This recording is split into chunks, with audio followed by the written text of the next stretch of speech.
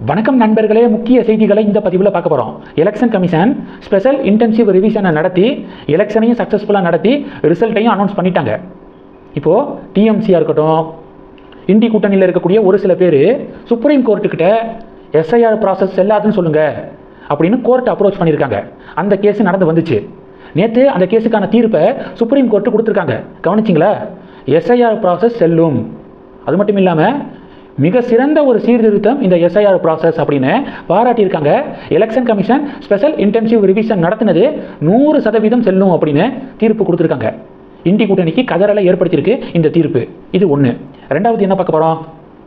தமிழக மீடியாக்கள் இந்த ஒன் இந்தியா சேனல்லாம் இருக்காங்கல்ல, என்ன உருட்டு ஆரம்பிச்சிருக்காங்கன்னா, அண்ணாமலை அண்ணன் நேபாளம் போயிருக்காரு, ஆன்மீக பயணமாக நேபாளம் போயிருக்காரு.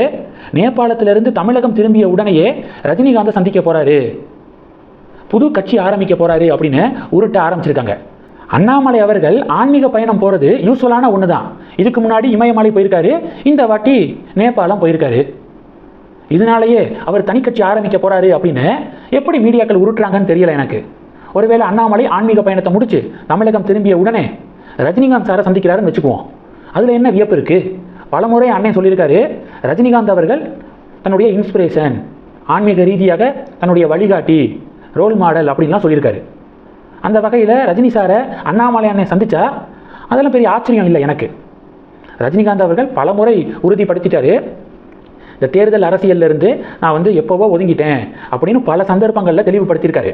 இப்போ கூட திமுகவையும் அதிமுகவையும் சேர்க்க போகிறாரு, திமுக சப்போர்ட்டோட அதிமுக ஆட்சி அப்படின்னு ரஜினி தான் ஐடியா கொடுத்துருக்காரு அப்படின்னு வதந்தி பரவுனுச்சு. சமீபத்தில் அதெல்லாம் பொய் அப்படின்னு விளக்கம் கொடுத்திருந்தாரு ரஜினிகாந்த் அவர்கள்.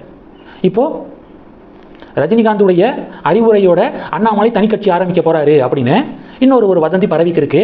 அண்ணன் தமிழகம் திரும்பிய உடனே அவருக்கான பாதையை அவர் தேர்ந்தெடுத்துக்குவார். தனி கட்சியா பாஜகவிலே வா அப்படிங்கிறத அவர் முடிவெடுத்துக்குவார். ஆனால் மீடியாக்களுடைய டைட்டிலு, மீடியாக்களுடைய டிஆர்பி ரேட்டிங் போட்டியில் மக்கள் விழுந்துட வேண்டாம். குறிப்பாக பாஜகவினர் இதை உண்மை நம்பி ரொம்பலாம் கவலைப்பட வேண்டாம். ஏன்னா மீடியாக்கள் உருட்டுறது முக்கால்வாசி பொய் தான். இன்னும் கொஞ்ச நாளில் தமிழகம் திரும்புவார் அண்ணன். அவரே அதிகாரப்பூர்வமாக அவருடைய நிலைப்பாடை தெரிவிப்பார், செய்தியாளர் சந்திப்பு கொடுப்பார். அப்போ நம்ம பேசிக்கலாம்.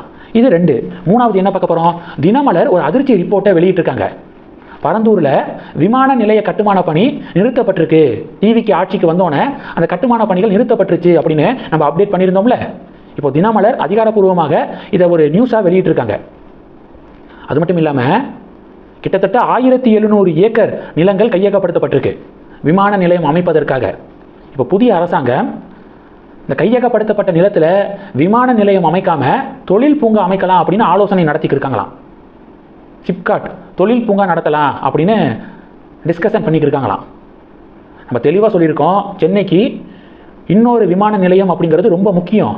இப்போ இருக்கக்கூடிய விமான நிலையம் 1200 ஏக்கர் கிட்ட தான் இருக்குது, இடம் பத்தலை. பெங்களூரு, ஹைதராபாத்லாம் 4000 ஏக்கர் 5000 ஏக்கரில் இருக்குது. அதனால சென்னைக்கு இன்னொரு ஏர்போர்ட் அப்படிங்கிறது கம்பல்சரி. புதிய கவர்மெண்ட்டு பரந்தூரில் அமைக்க விரும்பலை அப்படின்னா இன்னொரு இடத்த அவங்க சஜஸ்ட் பண்ணணும். பரந்தூரில் வேண்டாம் அப்படின்னு சொல்லிட்டு சும்மா கப்பு சிப்புன்னு இருக்கக்கூடாது. பரந்தூர் வேண்டாம்னா இன்னொரு இடத்த சொல்லுங்கள், அதற்கான வேலைகளை தொடங்குங்க அப்படிங்கிறது தான் பொதுமக்களுடைய பார்வைகளாக இருக்குது. ஏர்போர்ட்லாம் வந்தால் தானே இன்வெஸ்ட்மெண்ட் நிறையா வரும், தொழில் வளர்ச்சி பெருகும். அது புதிய கவர்மெண்ட்டுக்கு தெரியலையா அப்படின்னு ஃபீட்பேக்ஸும் வருது. இது 3. அடுத்து புதிய பாஜக கவர்மெண்ட் பல தரமான சம்பவங்கள் பண்ணிக்கிருக்காங்க வெஸ்ட் பெங்காலில். 45 நாளில் பிஎஸ்எஃப் கேட்ட 600 ஏக்கர் நிலத்தை நாங்கள் கொடுக்க போகிறோம் அப்படின்னு சொல்லியிருந்தாங்களே. இப்போ இந்த 15 நாளில் 142.9 ஏக்கர் நிலங்கள் கொடுக்கப்பட்டாச்சான். கொடுத்துட்டோம் அப்படின்னு சொல்லிட்டு ஸ்வெந்து அதிகாரி புள்ளி விவரத்தோடு வெளியிட்டிருக்காரு. எந்தெந்த மாவட்டங்களில் எவ்வளவு ஏக்கர் நிலம் பிஎஸ்எஃப்க்கு வழங்கப்பட்டிருக்கு. அவுட் போஸ்ட் அமைப்பதற்காகவும் ஃபென்சிங் பணிக்காகவும் பிஎஸ்எஃப் நிலத்தை கேட்டுக்கிருக்காங்க. டிஎம்சி கவர்மெண்ட்டு பல பிரச்சனை பண்ணாங்க, இல்லை கொடுக்க முடியாது அப்படின்னு வருஷ கணக்காக இழுத்தடிச்சாங்க. இது நேஷனல் செக்யூரிட்டி சம்மந்தப்பட்ட விஷயம், உடனே கொடுங்க அப்படின்னு கோர்ட்டு சொல்லியும் மமதா பானர்ஜி கேட்கலை. நல்ல வேளை ஆட்சி மாறிடுச்சு, காட்சியும் மாறி இருக்கு. பிஎஸ்எஃப் கேட்ட நிலத்தை கொடுக்கக்கூடிய ஒப்படைக்கக்கூடிய பணி முழு வீச்சில் நடந்துக்கிருக்கு. நேற்றைய நிலவரப்படி 142.9 ஏக்கர் நிலம் வழங்கப்பட்டிருக்கு. ஸ்வெந்து அதிகாரிக்கு பாராட்டுகள் குவிந்து வருது. அடுத்தது சிஎம் ஸ்வெந்து அதிகாரி ஒரு ஷாக்கிங்கான ரிப்போர்ட்டை ஷேர் பண்ணியிருக்காரு.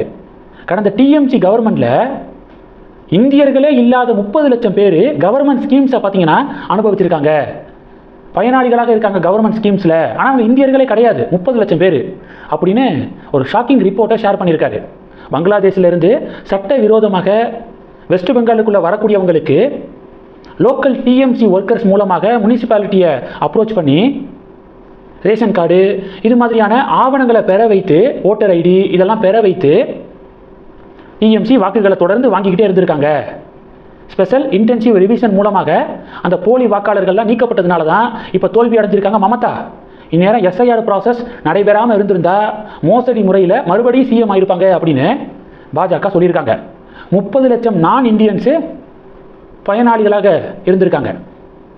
ஷாக்கிங்காக இருக்குது. முதல்வர் விஜய் கல்வி நிலையங்கள், மத வழிபாட்டு தலங்கள், பேருந்து நிலையம் இந்த ஸ்பாட்ல இருந்து 500 மீட்டர் டிஸ்டன்ஸ்குள்ளே இருக்கக்கூடிய மதுபான கடைகளை நீக்க சொல்லியிருந்தார்ல. இப்போ வெஸ்ட் பெங்கால் பிஜேபி கவர்மெண்ட் என்ன தெரியுமா சொல்லியிருக்காங்க? 1 கிலோமீட்டர் டிஸ்டன்ஸுக்குள்ளே இருக்கக்கூடிய மதுபான கடைகளை நீக்க சொல்லியிருக்காங்க.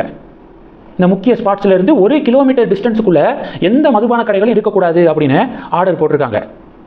பாராட்டுகள் குவிந்து வருது வெஸ்ட் பெங்கால் பிஜேபி கவர்மெண்ட்டுக்கு. இந்த செய்திகள் எல்லாத்தையும் பற்றி உங்களுடைய பார்வைகளை மறக்காம கமெண்ட் பண்ணுங்க. தொடர்ந்து கணக்கில் இருங்க. அடுத்தடுத்து நிறைய பதிவுகளை பார்க்க போறோம். நன்றி. ஜெய் ஹிந்த்.